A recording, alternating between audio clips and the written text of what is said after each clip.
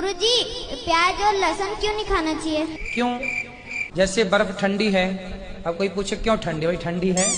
अब इन बाबा जी के पास इसका जवाब हो ना हो, पर मेरे पास है। रुको बताती हूँ। तो देखो, भोजन 3 प्रकार के होते हैं, सात्विक, राजसिक और तामसिक। तामसिक भोजन यानी ऐसा भोजन जिसमें लहसुन प्याज का बहुत ज्यादा इस्तेमाल किया जाता हो। नॉनवेज को भी इसी में कंसीडर किया जाता है, क्योंकि उसमें बहुत ज्यादा मसाले और लहसुन प्याज का इस्तेमाल किया जाता है। अब तामसिक भोजन खाने के बाद आपको एंगर इश्यूज हो जाते हैं, आपको कॉन्सेंट्रेशन करने नहीं पॉसिबल होता है, आपका मन चंचल हो जाता है, ऐसी कुछ चीजें दिखाई देती हैं। अब जो लोग आध्यात्मिक जीवन जीना चाहते हैं, स्पिरिचुअल हैं, उन लोगों को ये सारी चीजें अवॉइड करने को कहा जाता है, क्योंकि इससे आप मेडिटेशन में कॉन्सेंट्रेट नहीं कर पाते हो, आपका मन चंचल रहता है। इसीलिए आपने देखा होगा कि नवरात्रि के 9 दिन के उपवास में भी लहसुन प्याज की चीजें खाने मना होती है। मंदिर में भी जब हम भोग लगाते हैं, तब हम भगवान जी को लहसुन प्याज के बिना बना हुआ खाना का ही भोग लगाते हैं।